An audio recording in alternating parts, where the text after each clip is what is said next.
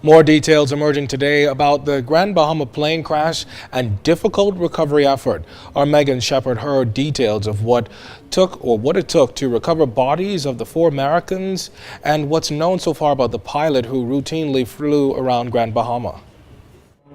The single-engine Cirrus SR-22 is registered in Indiana to first-class flyers. According to reports, the pilot radioed that he was having some engine problems and crashed minutes after takeoff from the Grand Bahama International Airport.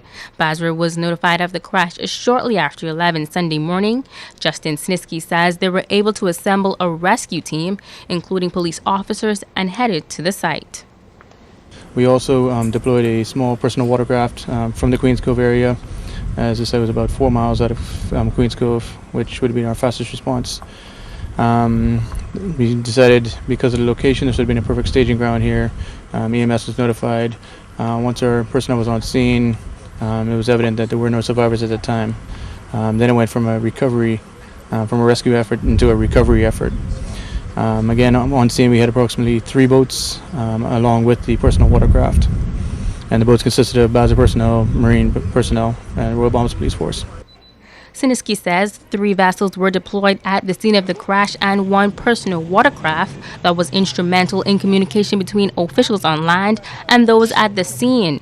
Now, reports say the 4 persons on board, all Americans, were going on an aerial sightseeing tour of the island. The plane's wreckage and the bodies of the 4 Americans were found in waters 4.5 miles west of the airport. We set the staging area where we were going to bring them in. We did get out there on scene. We choreographed everything with everybody, let them know the best way to get on scene and how we were going to best correspond with them. The scene itself, don't want to get into too much information on it as it is in early stages of investigation, but it's unfortunate, the plane was broken up at the time.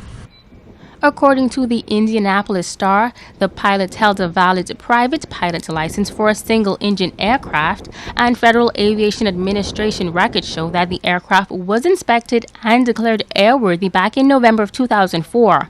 The Star states the first-class flyers obtained a commercial license back in 2007, and that license is set to expire in January of 2016. Meantime, investigators from the Civil Aviation Department's Air Accident Investigation and Prevention Unit are expected to conduct an on-site field investigation into Sunday's fatal crash.